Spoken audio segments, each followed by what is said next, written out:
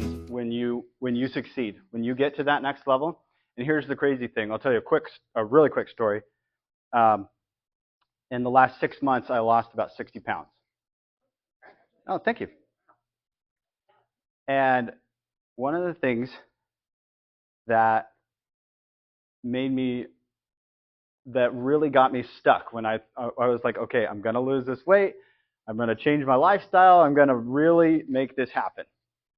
But here's the thing that kept coming up and kept coming up and kept coming up. Like Cynthia said, it was the pressure, because here's the thing. I kept telling myself, if I do this crazy workout routine that I'm planning on doing, I can't stop, because then I'll gain it all back. And that's part of the pressure. But the difference is when you can make the shift and you can tell yourself, if you're in real estate, or if you're trying to lose weight, or if you're trying to get healthier, or if you're trying to make your relationships better, whatever it is, and you tell yourself, if I commit to this, I can't stop, because when I do stop, it's all going to come back. You have to be okay with not stopping. You have to tell yourself, I'm okay with doing this forever. And that's what I had to internalize with myself. That's what I had to realize is, I'm going to be working out like a maniac forever. And I'm okay with that. Now, I wasn't for most of my life. You know, I'm not a picture of health, but you know, I was way out here before. You have to be okay with moving forward and keeping that momentum. That's what momentum is about, right? And it's the same thing in real estate. It's the same thing in business. You have to be okay with making those calls over and over and over, and doing the open houses, and doing, I don't know if anyone does the door knocking, but yes, just over, and you have to be okay with doing that more and more and more.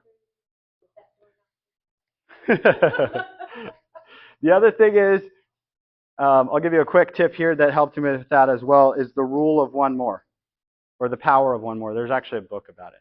But when I started my routine, my workout routine, it was pretty, I think I was doing like 10 push-ups a day. I mean, it was pretty low. But every Monday, I would add one more. And then the next Monday, I would add one more. And because the thing is, if I said, next Monday, I'm doing 20, next Monday, I'm doing 30, it's never going to happen. Never going to happen. But if you add one more at a time, that compounding effect, now I can run for miles and miles without ever stopping. But that was just because I did a little bit more, a little bit more, a little bit more. And it compounds, exactly. So I'm getting off subject, but that's how you really anchor in. And I think that's really what it boils down to when it comes to the fear of success, is you have to keep performing. And there's